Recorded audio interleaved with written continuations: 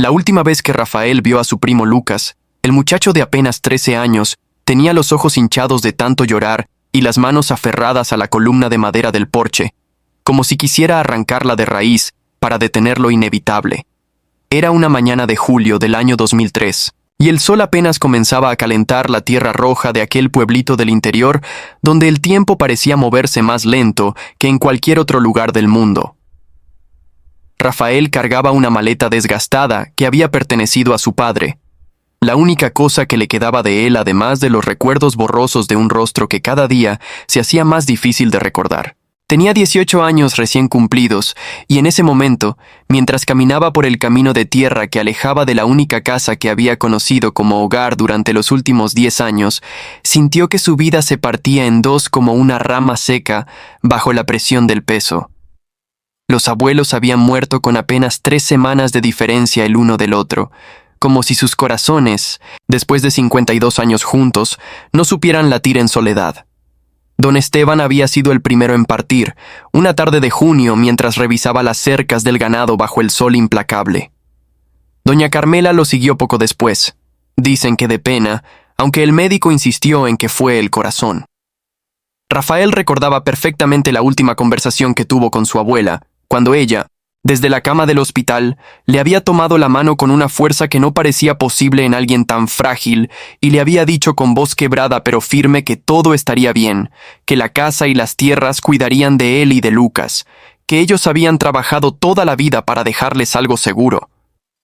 Nunca imaginó que esas palabras serían una promesa que otros se encargarían de romper. Los hijos de don Esteban y doña Carmela llegaron al pueblo como buitres que huelen la carroña desde kilómetros de distancia. 3 hermanos que habían abandonado el campo décadas atrás para buscar fortuna en las ciudades grandes, que visitaban a los viejos apenas una vez al año en Navidad, y que ahora regresaban con trajes caros y actitudes más caras aún, calculando en sus mentes cuánto valían cada hectárea de tierra, cada cabeza de ganado, cada pieza de maquinaria agrícola oxidada por el tiempo. Rafael los vio llegar en sus camionetas importadas, levantando nubes de polvo en el camino, como si quisieran anunciar su llegada triunfal, y supo, con esa intuición que a veces habla más fuerte que la razón, que nada bueno vendría de aquella visita. La reunión familiar se llevó a cabo en el comedor de la casa, alrededor de la misma mesa donde Rafael había comido miles de veces con sus abuelos, donde doña Carmela servía sus tamales los domingos y donde don Esteban le enseñaba a sumar y restar usando granos de maíz cuando era apenas un niño asustado que acababa de perder a sus padres en un accidente de tránsito. Ahora esa mesa estaba ocupada por extraños que compartían su sangre, pero no su historia, y Rafael y Lucas permanecían de pie en un rincón, como invitados no deseados en su propio hogar. El abogado, un hombre calvo con gafas gruesas y una voz monótona que parecía salir de un libro de leyes, leyó el testamento con la misma emoción con la que se lee una lista de compras del supermercado. Las tierras, la casa, el ganado, todo quedaba dividido entre los 3 hermanos. No había una sola mención a Rafael, ni siquiera una línea que reconociera los 10 años que había vivido allí, el trabajo que había hecho en los campos, las madrugadas levantándose para ordeñar las vacas, las tardes reparando cercas bajo el sol. Para el papel, para la ley, él simplemente no existía. Lucas, al menos, tenía la protección de compartir la sangre de aquella familia. Era hijo de la hermana menor de don Esteban, una mujer dulce que había muerto de cáncer cuando Lucas tenía apenas 6 años, y su padre, destrozado por el dolor, se había quitado la vida 2 meses después. Los abuelos lo habían acogido sin dudarlo, igual que habían hecho con Rafael años antes, criando a ambos muchachos como si fueran hermanos, sin hacer diferencias, sin preguntas. Pero ahora, con los viejos bajo tierra y los papeles repartidos, las diferencias importaban. Lucas podía quedarse, aunque nadie le daría un centavo de lo que por derecho le correspondía como nieto. Rafael tenía que irse. Tío Rodrigo, el mayor de los hermanos, fue quien pronunció la sentencia. Era un hombre corpulento con bigote espeso y una manera de hablar que pretendía ser autoritaria pero que solo sonaba cruel. Miró a Rafael con esos ojos pequeños y calculadores y le dijo sin rodeos que la casa ahora pertenecía a la familia, a la verdadera familia, y que no había lugar para extraños que no tenían ningún derecho legal sobre nada. Usó esas palabras exactas. Ningún derecho legal. Como si los años vividos, las comidas compartidas, el amor recibido y dado, no fueran más que aire, humo que se disipa con el primer viento. Rafael sintió que algo se quebraba dentro de su pecho. No con el estruendo de un trueno, sino con el silencio terrible de una grieta que se abre en la tierra y amenaza con tragarse todo. Miró a Lucas, que permanecía sentado en el sofá con la cabeza gacha, los puños apretados sobre sus rodillas huesudas, y sintió una rabia impotente al darse cuenta de que ni siquiera podía llevárselo consigo, que el muchacho quedaba atrapado en aquella casa que ya no era hogar, sino prisión. Los días siguientes fueron un borrón de emociones contradictorias. Rafael empacó sus pocas pertenencias mientras la familia nueva celebraba su fortuna recién adquirida, calculando en voz alta cómo venderían las tierras, cuánto podrían obtener por el ganado, qué negocios podrían montar con el dinero. Escuchaba sus voces desde el cuarto pequeño, que había sido su refugio durante una década, y cada palabra era como un clavo más en el ataúd de su infancia. Lucas pasaba las horas sentado en el porche, mirando hacia el camino como si esperara que los abuelos fueran a regresar en cualquier momento para arreglar aquel desastre, para poner orden en el caos. Rafael se sentaba a su lado en silencio, porque había cosas que las palabras no podían expresar, dolores que solo podían ser compartidos en el silencio. La noche antes de partir, Rafael y Lucas se quedaron despiertos hasta tarde en el porche, escuchando el canto de los grillos y el murmullo lejano del río que cruzaba las tierras de la hacienda. La luna estaba llena y bañaba todo con una luz plateada que hacía que el mundo pareciera irreal, como si estuvieran atrapados en un sueño del que no podían despertar.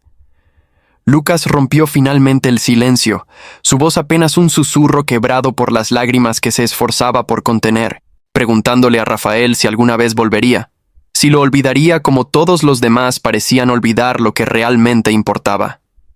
Rafael le pasó el brazo por los hombros, sintiendo cómo el cuerpo del muchacho temblaba con sollozos contenidos, y le hizo una promesa con la voz más firme que pudo reunir, a pesar del nudo que tenía en la garganta.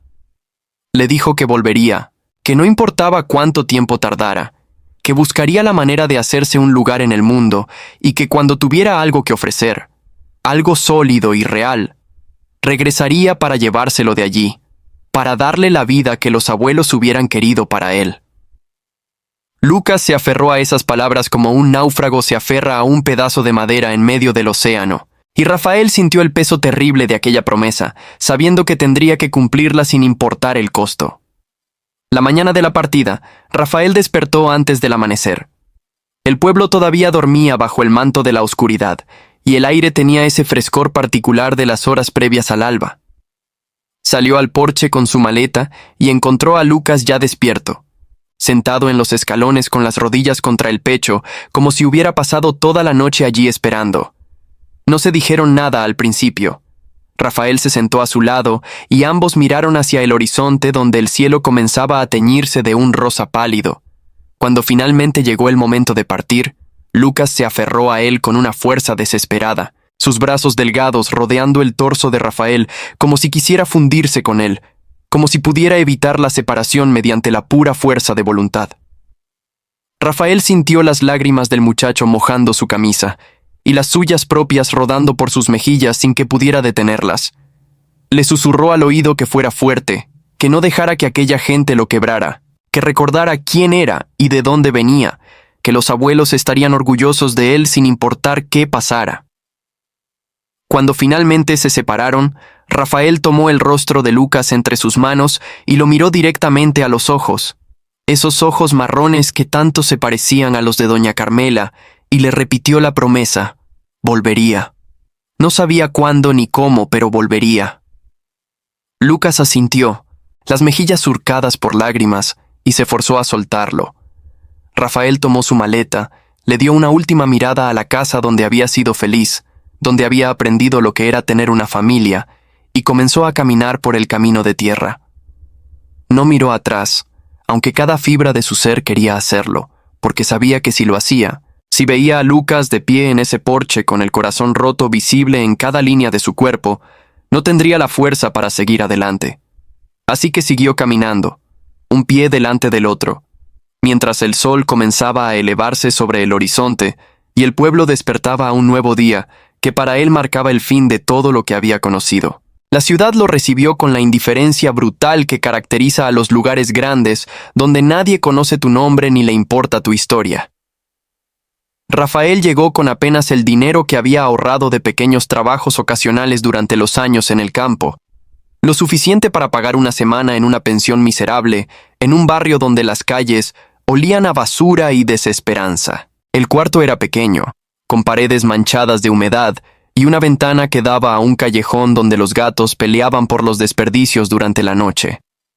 La cama era un colchón delgado sobre un somier que chirriaba con cada movimiento, y el baño compartido al final del pasillo tenía una ducha que solo daba agua fría. Pero era un techo sobre su cabeza, y después de las noches que había pasado durmiendo en la estación de autobuses durante el viaje, parecía un palacio. Encontrar trabajo fue más difícil de lo que había imaginado.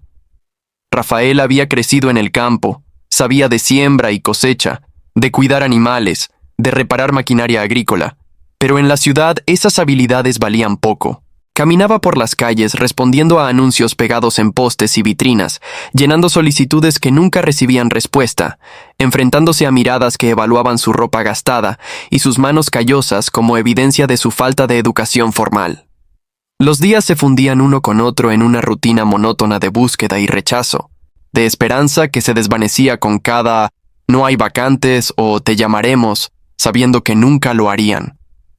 El dinero se acabó más rápido de lo que esperaba.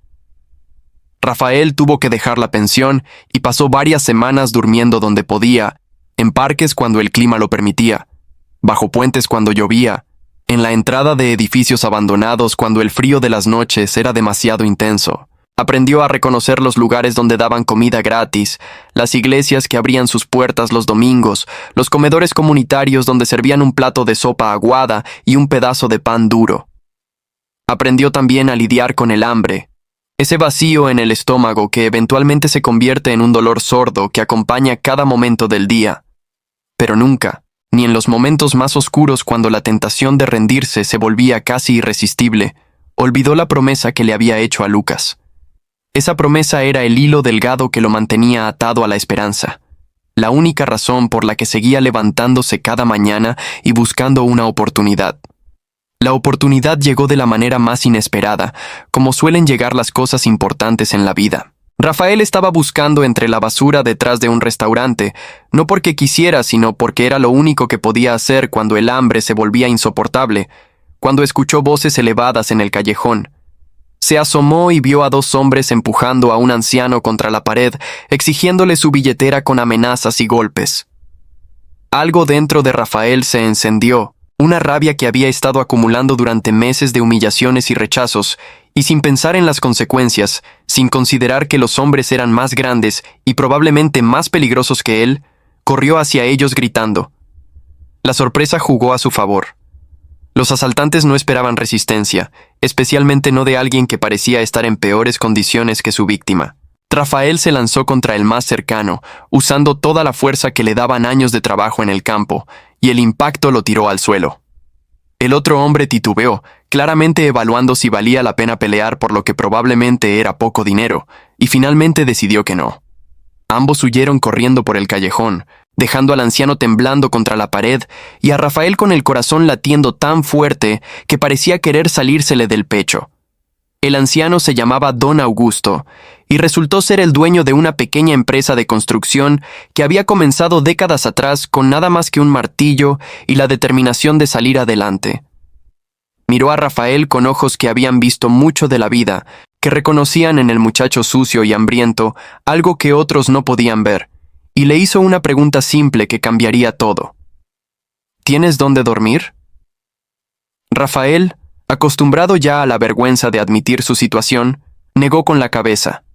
Don Augusto asintió, como si la respuesta hubiera confirmado algo que ya sabía, y le ofreció un trato. Podía trabajar para él, comenzando desde abajo, haciendo lo que fuera necesario, y a cambio tendría un lugar donde dormir, comida, y un salario modesto pero honesto. No era caridad, enfatizó don Augusto con voz firme, Era una oportunidad, y lo que Rafael hiciera con ella dependía enteramente de él. Rafael aceptó sin dudarlo, aunque en ese momento no podía imaginar hacia dónde lo llevaría aquella oportunidad.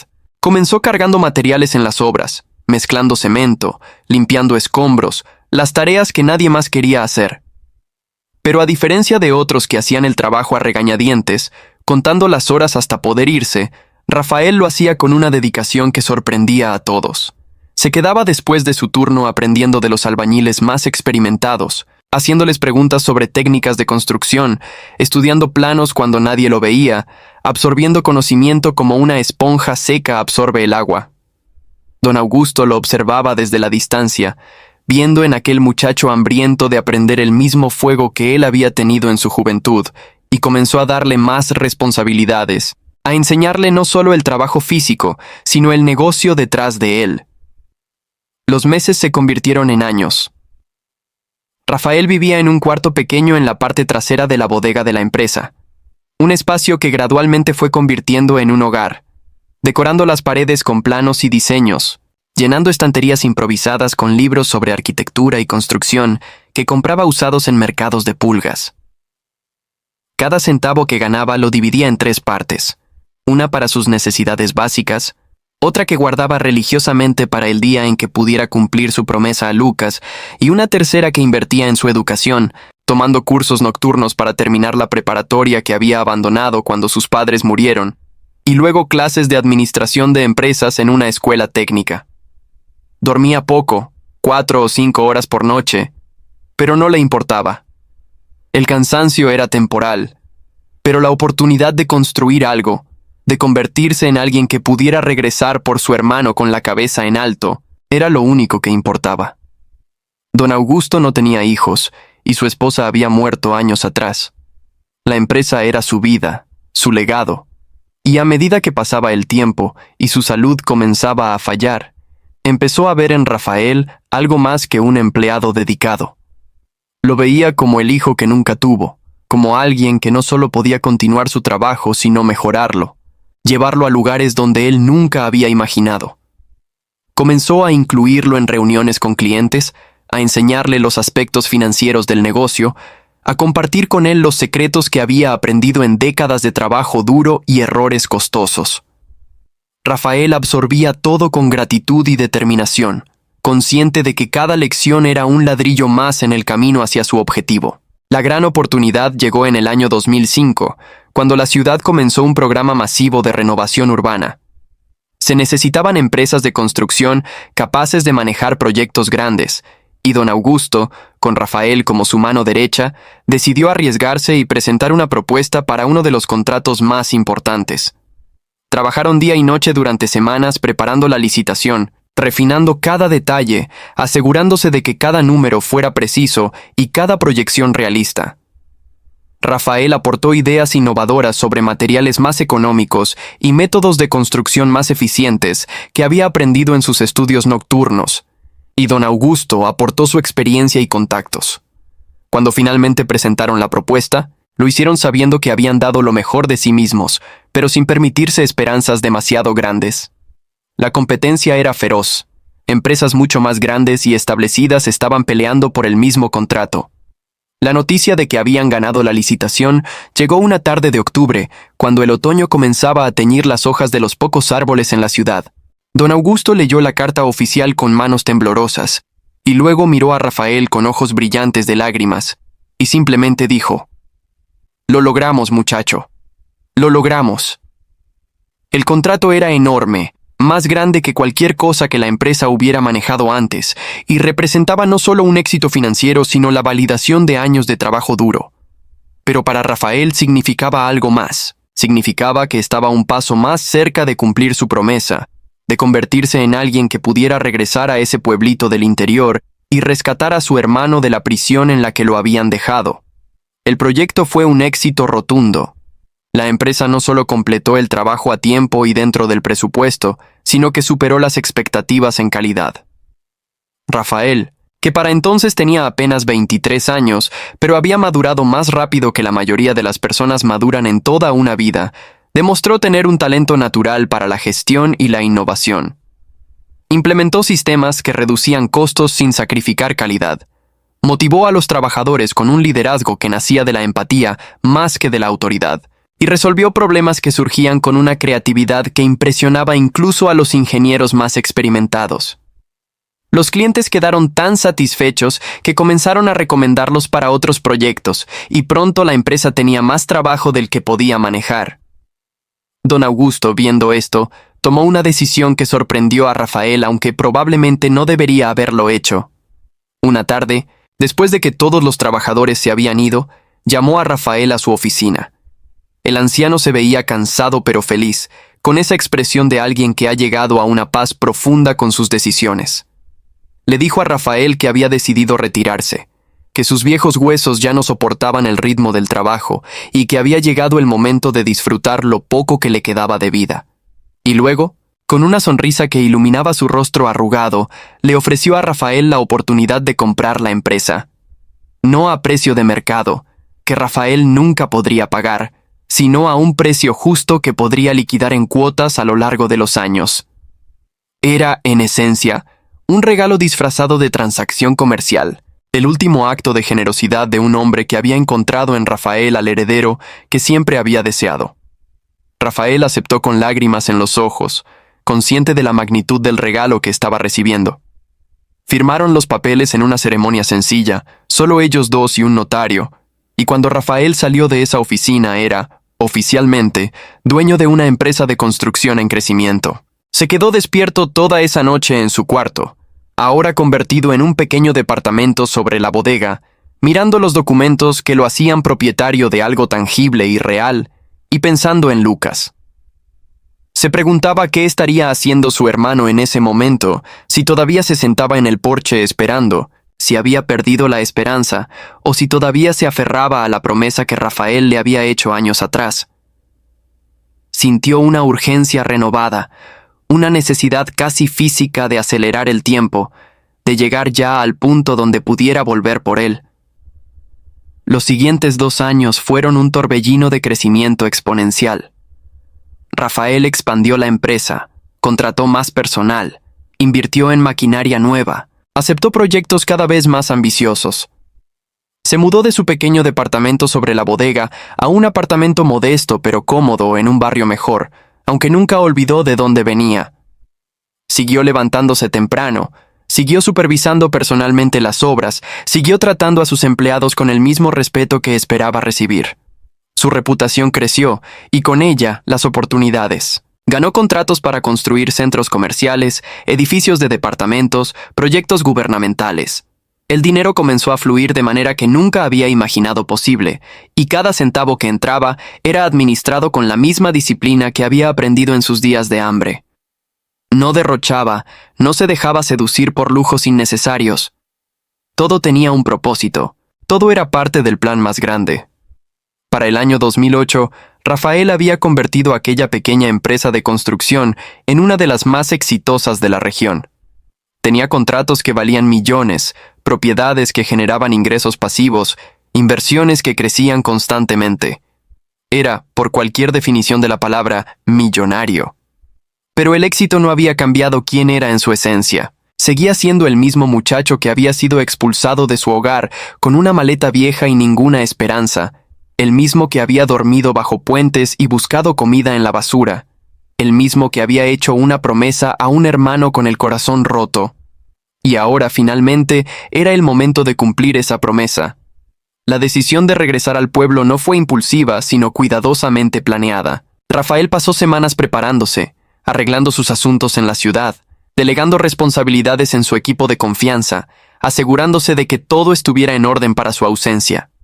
Compró un carro nuevo, un Mercedes-Benz negro que brillaba bajo el sol como una joya oscura, no por vanidad, sino porque quería que Lucas supiera, en el momento en que lo viera llegar, que la promesa había sido cumplida. Quería que su hermano viera la evidencia tangible de que los años de espera no habían sido en vano, que el sacrificio había valido la pena. El viaje de regreso al pueblo fue largo y lleno de emociones contradictorias. Rafael conducía por las mismas carreteras que había recorrido en autobús 5 años atrás, pero ahora todo era diferente. La ansiedad de ver a Lucas nuevamente, de saber si su hermano lo reconocería, si todavía lo recordaba con cariño, o si el tiempo y el resentimiento habían erosionado ese vínculo, lo mantenía tenso.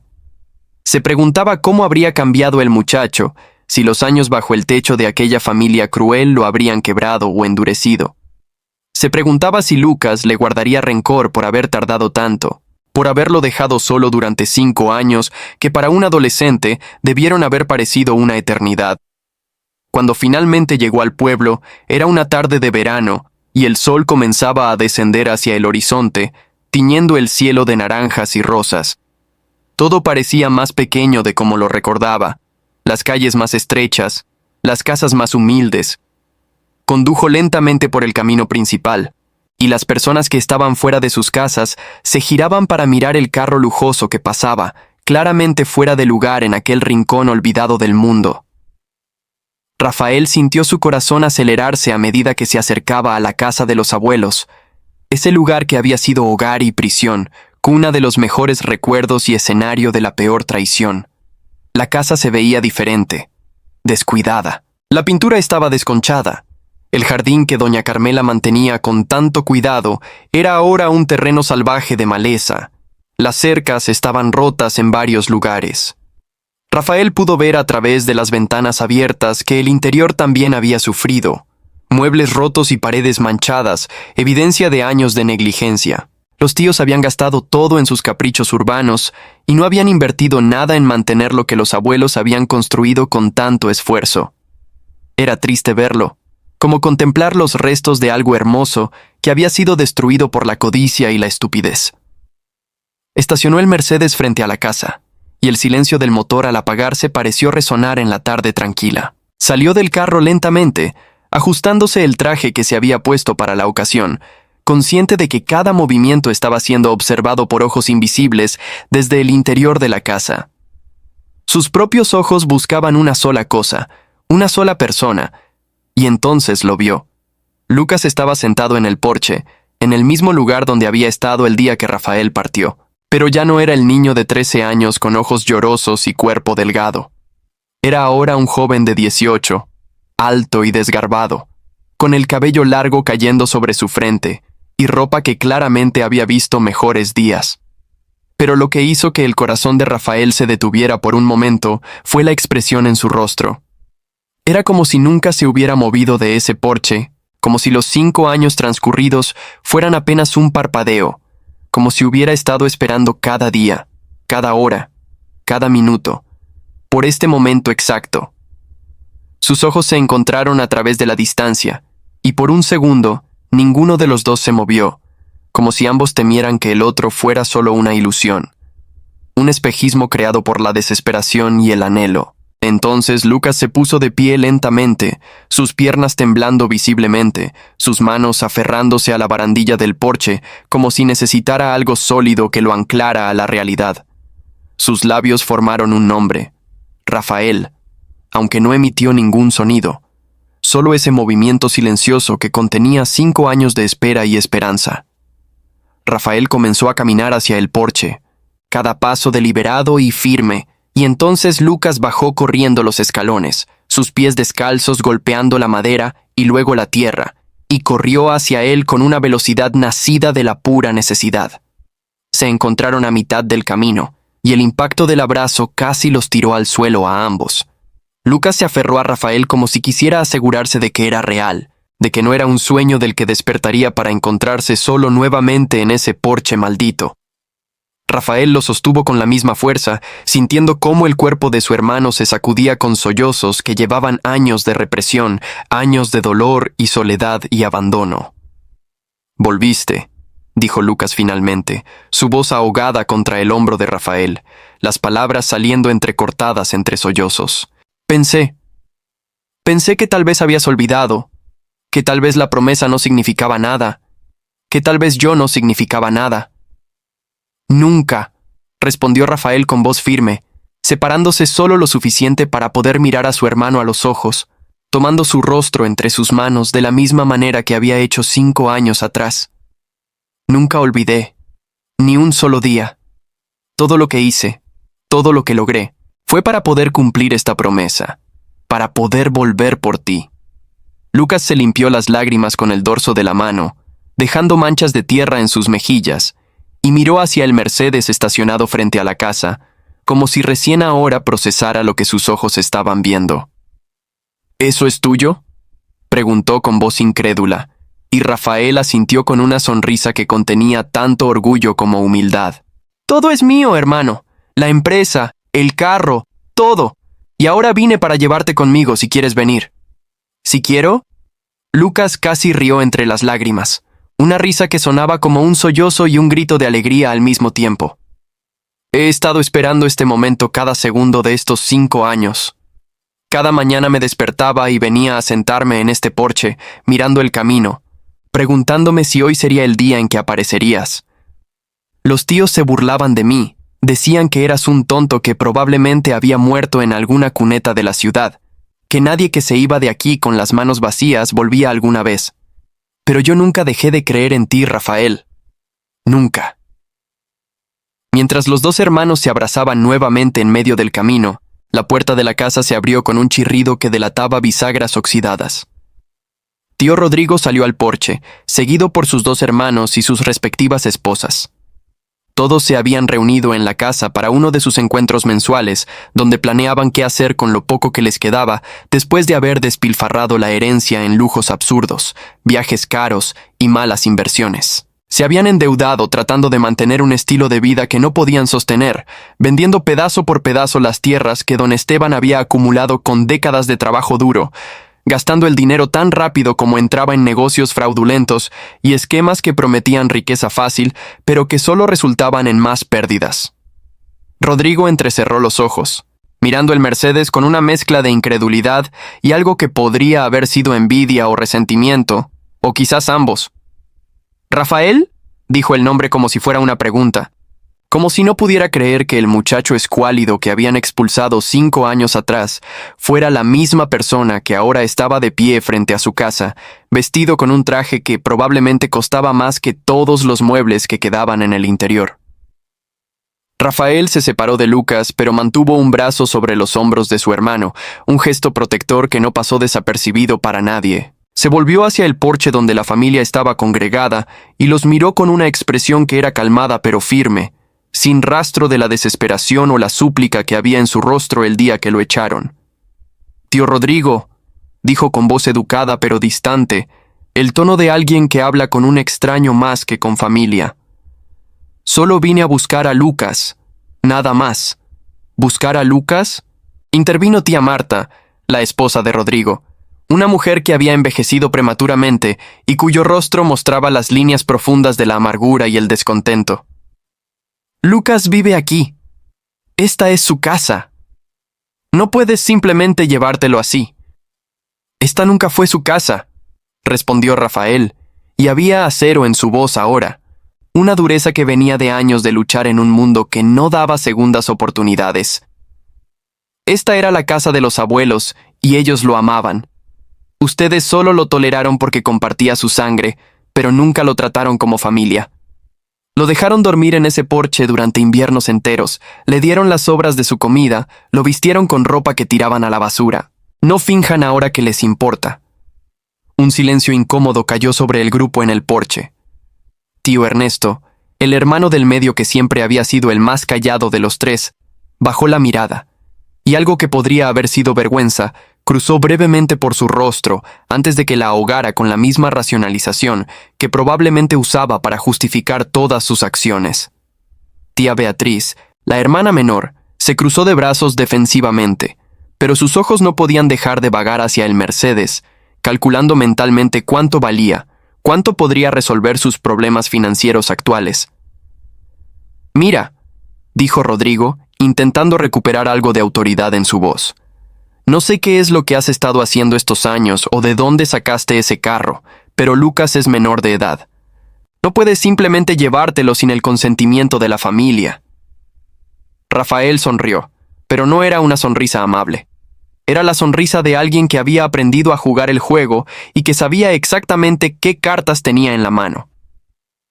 «Lucas cumple 18 en 2 semanas», dijo, y todos pudieron ver que había hecho su tarea, que no había venido aquí de manera impulsiva, sino con un plan. Pero si prefieren, puedo esperar esas 2 semanas. Puedo rentar una habitación en el hotel del pueblo, puedo visitarlo cada día, y el momento exacto en que sea legalmente adulto, nos iremos. Oh. Y aquí hizo una pausa para dar efecto.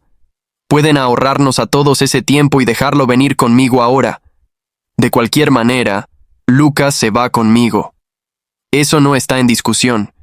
Lucas miró a Rafael con ojos brillantes y luego se volvió hacia el porche donde la familia observaba. «Quiero irme ahora», dijo con voz que temblaba ligeramente pero que era clara en su determinación. «No quiero pasar ni un día más en esta casa. Rafael es mi familia. Él es el único que siempre me importó, el único que cumplió su palabra. Ustedes pueden quedarse con esta casa que se está cayendo a pedazos, con las tierras que van a perder porque no pueden pagar los impuestos, con todo. Yo solo quiero irme con mi hermano». Rodrigo abrió la boca para protestar, pero su esposa le puso una mano en el brazo. Marta había estado haciendo cuentas mentalmente y había llegado a una conclusión que tal vez era cínica pero práctica. Si Lucas se iba, sería una boca menos que alimentar, una responsabilidad menos. Y más importante, si el muchacho se iba con ese Rafael que claramente había tenido éxito en la ciudad, tal vez, solo tal vez, podrían eventualmente beneficiarse de esa conexión. Era el tipo de pensamiento oportunista que definía a esa familia, la inhabilidad de ver a las personas como algo más que recursos potenciales. «Está bien», dijo Marta finalmente, ignorando la mirada sorprendida de su esposo. «Que se vaya, pero que no espere nada de nosotros en el futuro. Si esto no funciona, si decides que no puedes cuidar de él, no vengas corriendo de regreso aquí». Rafael no se molestó en responder a eso. Simplemente asintió, un gesto breve que era más despedida que acuerdo.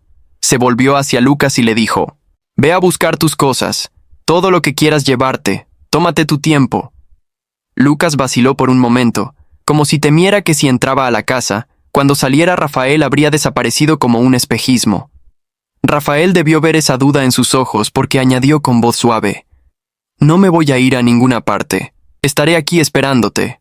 Lo prometo». Lucas corrió hacia la casa, pasando junto a los tíos sin mirarlos, y desapareció en el interior. Rafael podía escuchar sus pasos apresurados subiendo las escaleras hacia lo que debía ser su habitación. Se quedó de pie junto al Mercedes, mirando la casa que una vez había sido su hogar, viendo cómo el tiempo y la negligencia habían transformado algo hermoso en algo triste y desolado. Pensó en los abuelos, en cómo estarían volteándose en sus tumbas si pudieran ver lo que había pasado con todo lo que habían construido. Pero también sintió una extraña paz, una sensación de que el círculo se estaba cerrando de la manera correcta. Los tíos eventualmente volvieron al interior de la casa, incapaces de sostener la incomodidad de la situación. Solo Ernesto se quedó un momento más en el porche, y antes de entrar, dijo en voz baja que apenas era audible: «Los abuelos estarían orgullosos de ti, de lo que lograste». No era una disculpa, ni siquiera un reconocimiento real del daño que habían causado, pero era lo más cercano a la humanidad que Rafael había visto en cualquiera de ellos. Asintió brevemente hacia Ernesto, un reconocimiento silencioso, y luego el hombre desapareció también en el interior de la casa.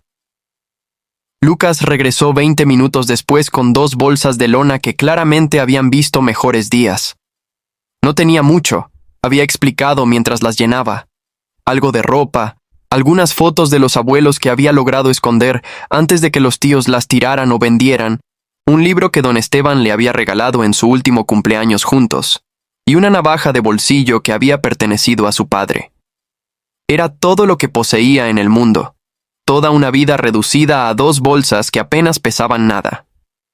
Rafael tomó las bolsas y las colocó cuidadosamente en el maletero del Mercedes, y luego abrió la puerta del pasajero para Lucas con un gesto casi ceremonial. Lucas se deslizó en el asiento de cuero, sus ojos recorriendo el interior del carro con asombro, tocando el tablero suavemente como si temiera romperlo. «Nunca había estado en un carro así», murmuró, y Rafael sonrió mientras se sentaba en el asiento del conductor. «Te acostumbrarás», dijo mientras encendía el motor, que rugió a la vida con un ronroneo suave y potente. «De ahora en adelante, todo va a ser diferente, Lucas, te lo prometo». Mientras conducían por el camino de tierra alejándose de la casa, Lucas miró por el espejo lateral, viendo cómo la estructura se hacía más pequeña en la distancia. No sintió tristeza, ni siquiera nostalgia. Solo sintió un alivio tan profundo que casi dolía, como si un peso que había estado cargando durante 5 años finalmente hubiera sido levantado de sus hombros. Se volvió hacia Rafael, estudiando el perfil de su hermano, viendo las líneas que los años y el trabajo duro habían tallado en su rostro, las manos fuertes en el volante que alguna vez habían buscado comida en la basura, y sintió una ola de admiración tan intensa que amenazaba con abrumarlo. «Cuéntame», dijo Lucas finalmente cuando dejaron atrás el pueblo y se adentraron en la carretera que llevaba a la ciudad. «Cuéntame todo. ¿Cómo lo lograste? ¿Qué pasó durante estos años? Todo». Y Rafael lo hizo. Mientras conducían a través de campos y pueblos pequeños, mientras el sol descendía lentamente hacia el horizonte pintando el cielo con tonos cada vez más profundos de naranja y púrpura, Rafael contó su historia. No omitió las partes difíciles, las noches durmiendo en la calle, el hambre, la desesperación. Pero tampoco minimizó los triunfos, las lecciones aprendidas, la bondad de don Augusto, el trabajo duro que había transformado cada oportunidad en éxito. Lucas escuchó en silencio, sus ojos nunca dejando el rostro de Rafael, absorbiendo cada palabra como si fuera sagrada. Y cuando Rafael terminó su relato, cuando finalmente se quedó en silencio, dejando que la historia se asentara entre ellos, Lucas dijo con voz quebrada por la emoción: «Nunca dudé de ti, ni por un segundo. Sabía que volverías. Sabía que cumplirías tu promesa».